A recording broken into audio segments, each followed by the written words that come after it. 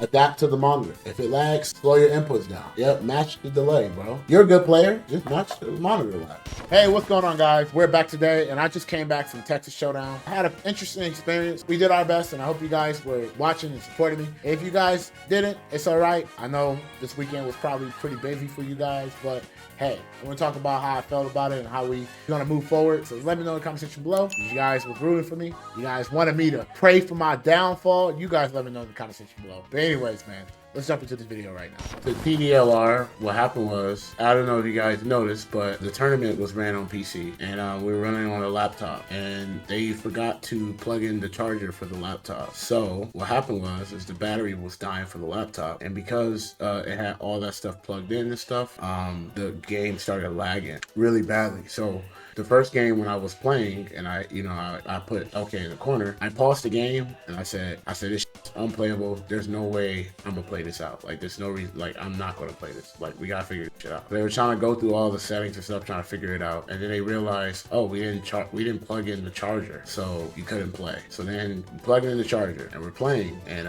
randomly while the match were going, okay, and I switch characters. So I was biking and he was sold. And then I went back to the character select and I was like, bro, this is jokes. So I was already checked out of that tournament. I actually just wanted to go home. That shit was bullshit. They fully refunded me and gave me my registration back. That's better than nothing. It even happened in losers match. I was playing a Melia player, and his pad kept DCing.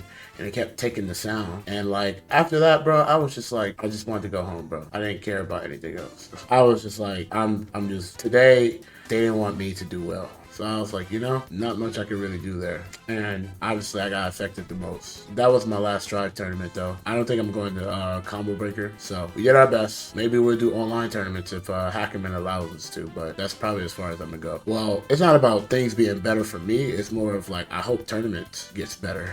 So when I spend, $800+ I get to play. I mean, it is what it is though. The problem is that people, they will force PC tournaments with no rule sets in terms of like how to work a PC. You know what I'm saying? So what happens is there's a lot of people that never played on PC before.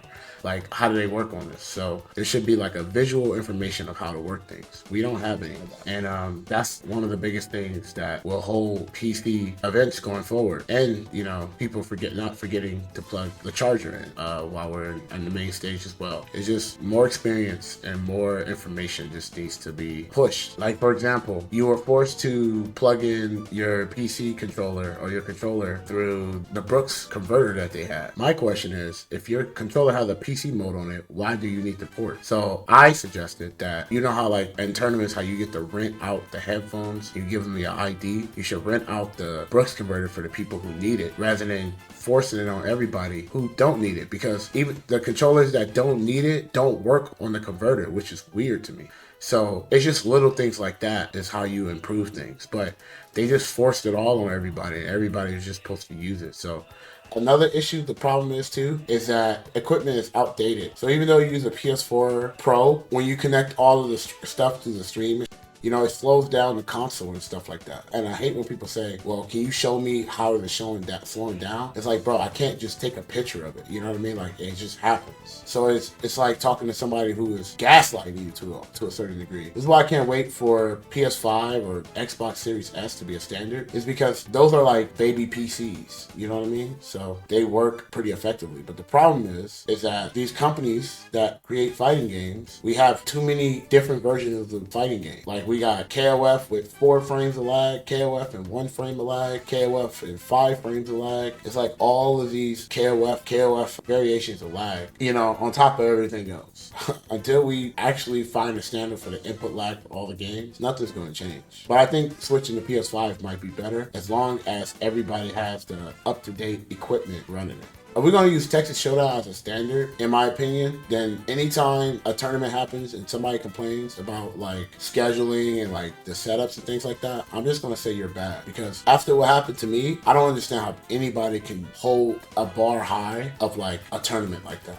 I just can't believe it. If a monitor's lagging and shit, I'm gonna be like, nah, you just suck. You just gotta get good. Adapt to the monitor. If it lags, slow your inputs down. Yep, match the delay, bro. You're a good player. Just match the monitor lag.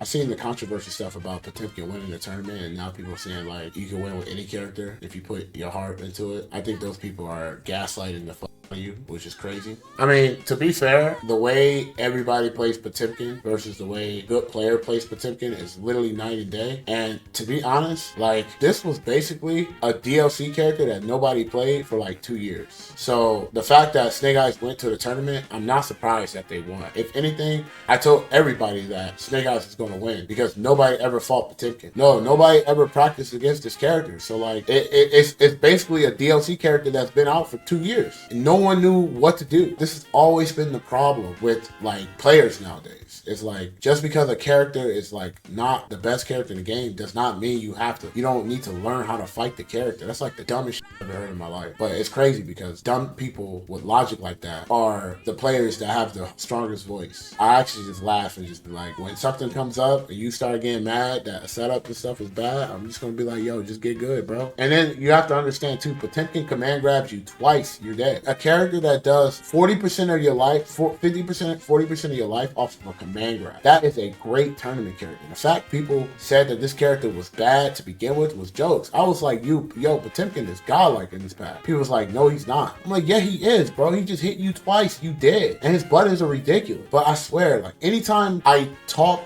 neutral about a character, it's like, they be like, nah, RPS. Yeah, bro. Grapplers, this is why grapplers, I be saying grapplers are godlike, bro. Because they just do mad damage. All they gotta do is put you in a set play situation. It's crazy how people will be like, yo, like, you know, people complain about like other Guilty Gear games being set play heavy. Bro, block screen into Garuda? What is that? Kabari Yazanzen? 50-50 the whole day? Happy Chaos? Moral story, if you never fought a character like that for 2 years, you're gonna get ran over no matter what and who you are. And then also, the smaller the bracket, the easier that characters like this win. I don't know why people don't ever talk about things like this. One tournament is like another problem, the other tournament is another problem. So I just hope that next year it does better because, you know, I'm just tired of wasting my money on this when I could just play at home. You know what it is? I just think that it's two things. It's two reasons. I think one, because games nowadays are like releasing like bad ports. I think fighting games are releasing terrible ports, and I think it just makes it worse for the TOs. And then also that when it is something that is like a good port, it's like the equipment is still not up to date. So it's a balance of that, to be honest. But it sucks though, because you can't talk about things like this because everybody's gonna say, I call it the flow chart, Mr. I'm always nice perfectly and humble perfectly. They'd be like, oh, these people, they don't even make money, you know, they're just doing it for the community. You should respect them, even though people are coming to your event expecting to play the game properly. We still have to just be respect all of these things.